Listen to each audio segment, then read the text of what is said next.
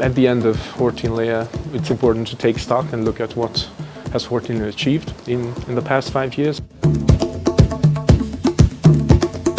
Access to credit, market information and modern irrigation are the main policy variables.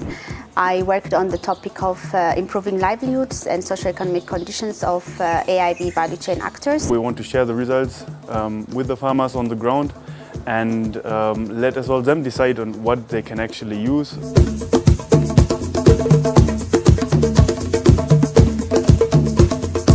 The knowledge they have given us is actually assisting us maximally. These leaves and the other plants like maize, actually these are very profitable. An hotel which does not have an African indigenous vegetable, customers don't go to that hotel. The handbook was a summary of some of the results we got so that the farmers can actually use them when they go back home.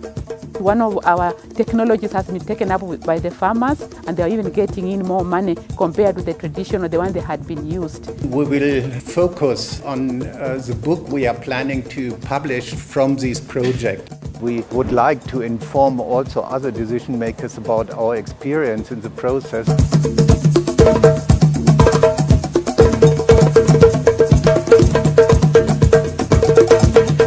I think the future is bright and big for the vegetables.